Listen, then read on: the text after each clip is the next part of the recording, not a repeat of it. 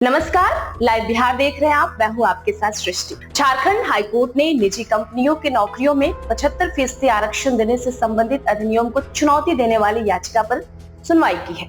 याचिका की सुनवाई chief justice M S. Ramachandra Rao और जस्टिस दीपक रोशन की खंडपीठ ने की है। मामले की सुनवाई के दौरान प्रार्थी और राज्य सरकार की दलीलें सुनी गई।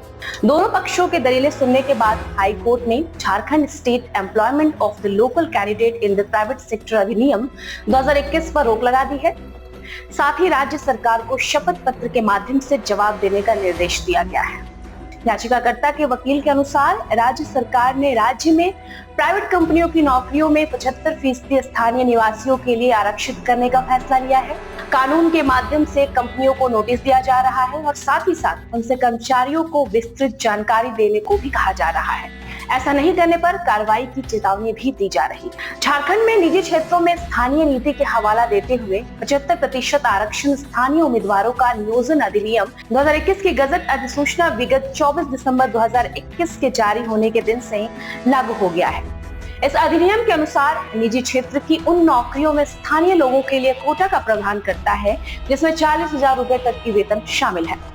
इस कानून के तहत 75% स्थानीय लोगों को नौकरी में शामिल करने की व्यवस्था है और तकनीकी रूप से दक्ष युवक और युवतियों के साथ साथ मजदूरों की नियुक्ति में प्राथमिकता देने की बात कही गई है।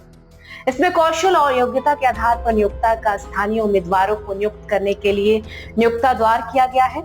इसमें कौशल और योग्यता के आधार पर नियोक्ता का स्थानीय उम्मीदवारों को नियुक्त करने के लिए नियोक्ता द्वारा किए गए प्रवासों का मूल्यांकन भी किया जाएगा। मूल्यांकन के आधार पर परिनियोक्ता के दावे को रद्द या स्वीकार किया जाएगा।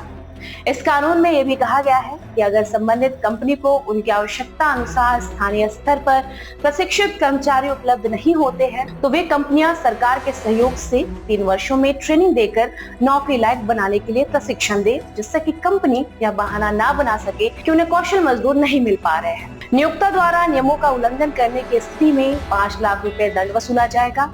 तो ये थी झारखंड की खबर। ऐसे ही बिहार और झारखंड की खबरों से हम आपको कराते रहेंगे रूबरू। आप बने रहें लाइव बिहार पर।